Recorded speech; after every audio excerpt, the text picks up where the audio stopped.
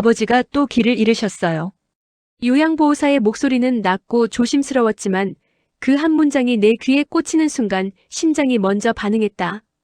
회의실 한가운데 12명의 시선이 일제히 내게 쏠렸다. 나는 원고 교정안을 테이블에 내려놓고 아무 말 없이 자리를 떴다. 늘 그랬듯이 아무도 붙잡지 않았다. 아마 이 상황에 이미 익숙해진 탓이리라.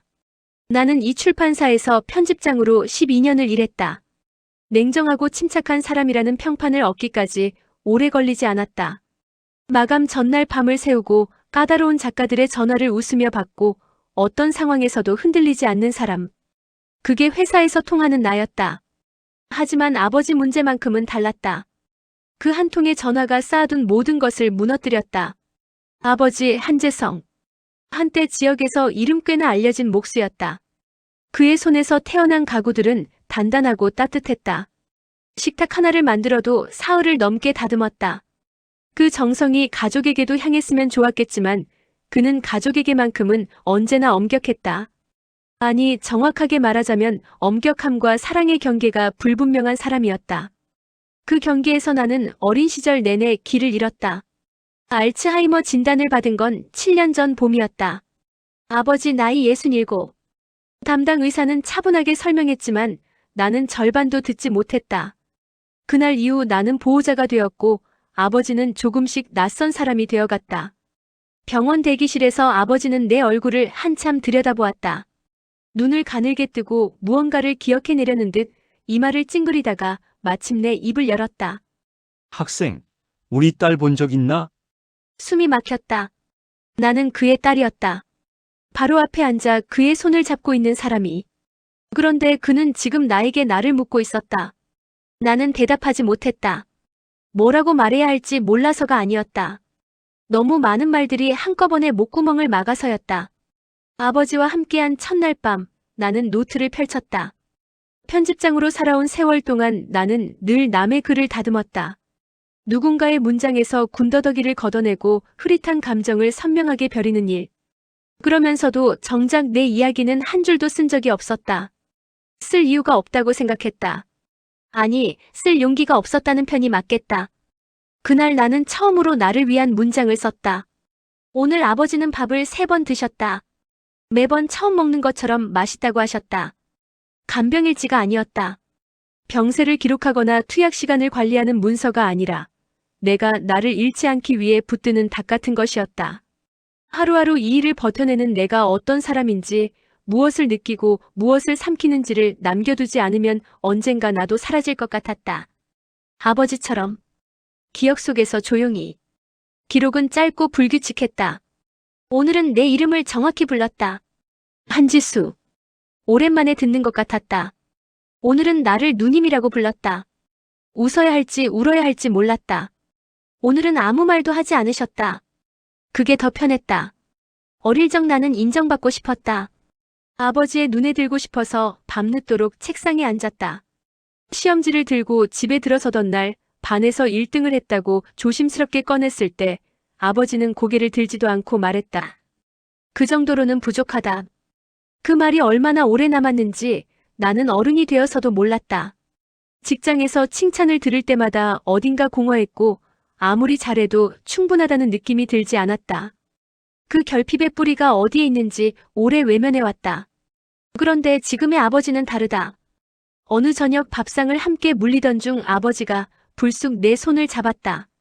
주름지고 거칠어진 손으로 꼭. 그리고 낮고 떨리는 목소리로 물었다. 내가 너한테 잘했나? 나는 숟가락을 내려놓았다. 대답이 나오지 않았다. 잘했다고 말하기엔 너무 많은 밤들이 떠올랐고 못했다고 말하기엔 그의 눈이 너무 맑았다. 그 질문은 너무 늦게 찾아왔다. 내가 그 대답을 준비하기도 전에 그는 이미 질문을 잊어버렸을 것이다. 나는 그날 밤 노트에 적었다. 아버지가 물었다. 나는 대답하지 못했다. 그것으로 충분한 날이었다. 진짜 문제는 돈이 아니었다. 간병을 시작하면서 주변 사람들은 한결같이 경제적인 걱정을 먼저 꺼냈다. 요양보호사 비용은 어떻게 하냐? 병원비는 감당이 되냐? 혼자서 할 수 있겠냐? 나는 그때마다 괜찮다고 답했다. 실제로 돈은 어떻게든 됐다. 허리띠를 졸라매면 되는 문제였고 수당을 아끼면 해결되는 문제였다.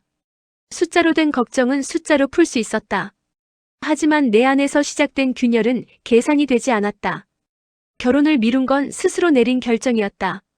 사귀던 사람이 있었지만 그는 결국 떠났다.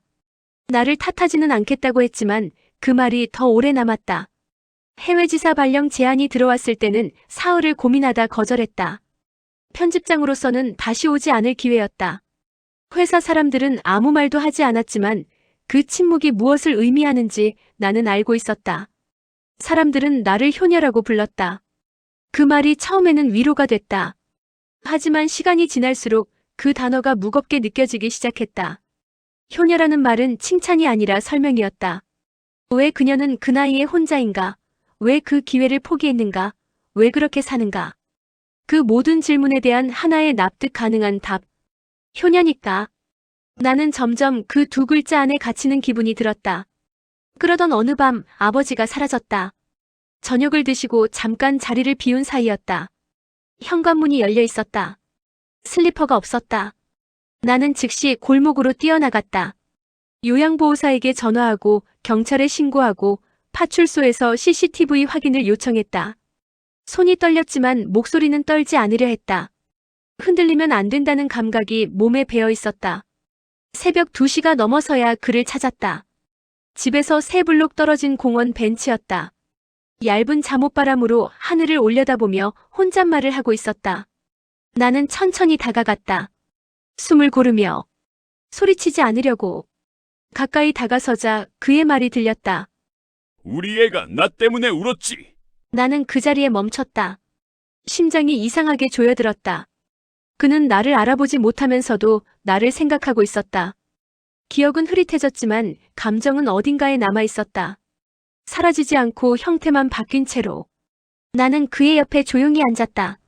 아무 말도 하지 않았다. 한참 후에야 그가 내 손을 잡았다. 누구인지는 모르는 채로. 그날 밤 나는 처음으로 아버지가 후회하고 있다는 것을 느꼈다. 그리고 동시에 나 역시 무언가를 오래 오해하고 있었다는 것을 어렴풋이 감지했다. 균열은 아버지에게 있는 게 아니었다. 처음부터 내 안에 있었다. 아버지는 천천히, 그러나 확실하게 말을 잃어갔다. 처음에는 단어가 사라졌다. 익숙한 사물의 이름을 찾지 못해 허공을 더듬는 손처럼 그의 입이 자꾸 멈췄다. 그 다음에는 문장이 사라졌다. 하고 싶은 말이 있는데 어떻게 꺼내야 하는지 잊어버린 사람처럼 그는 점점 짧아지다가 결국 침묵해졌다. 말이 사라지자 행동도 흔들리기 시작했다. 숟가락을 드는 법을 잊었고 단추를 채우는 법을 잊었고 양말을 신는 순서를 잊었다. 나는 매일 아침 그의 앞에 앉았다. 이건 숟가락이에요. 이렇게 쥐는 거예요. 그의 손을 감싸쥐고 천천히 움직였다. 처음에는 어색했다. 이 손이 한때 대패를 쥐고 나무를 다듬던 손이라는 게 믿기지 않았다.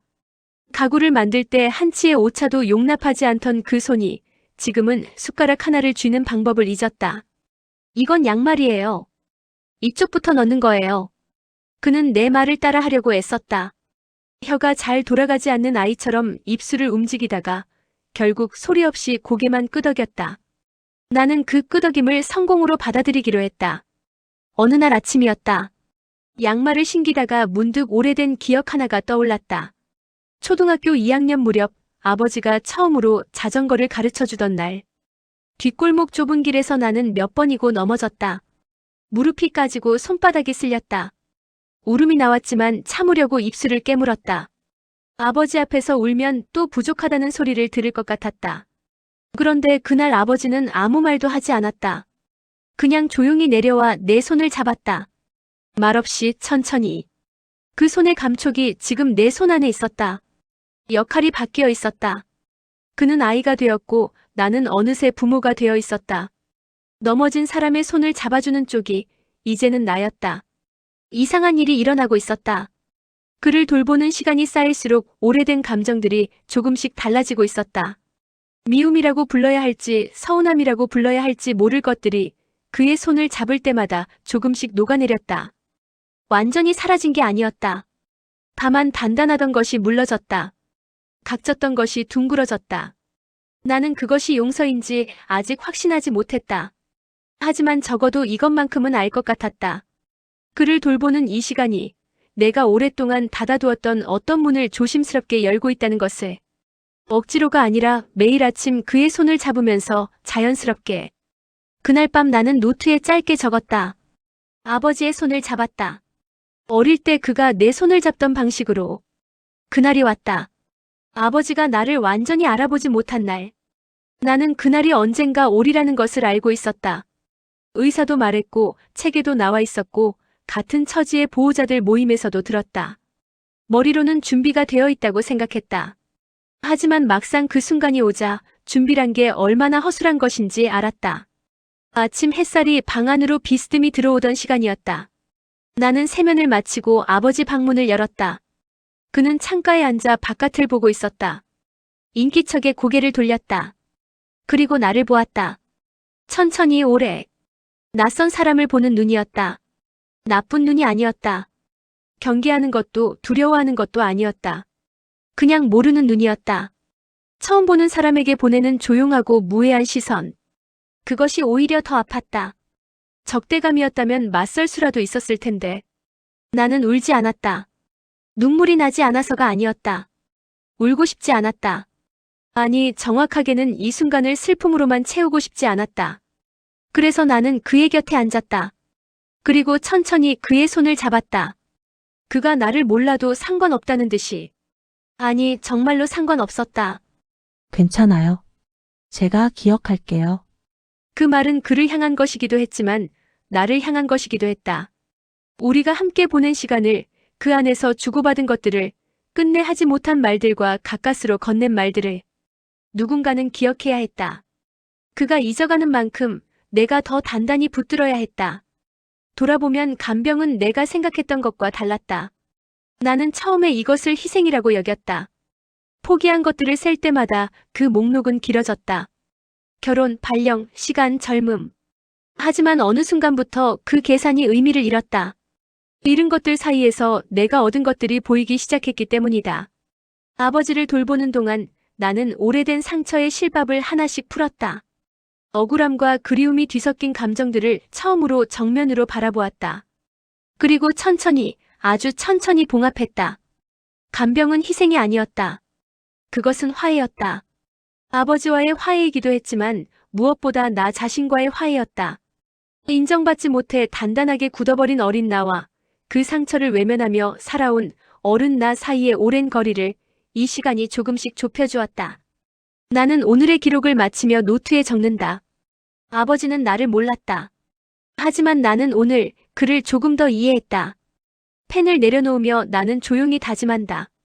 기억이 사라져도 사랑은 사라지지 않는다고. 그리고 어쩌면 그것을 가장 먼저 증명한 사람은 나를 잊어가면서도 나를 걱정하던 아버지였는지 모른다고. 창밖으로 햇살이 길게 뻗어 있었다. 아버지는 여전히 그 빛을 바라보고 있었다. 나는 그의 손을 놓지 않았다.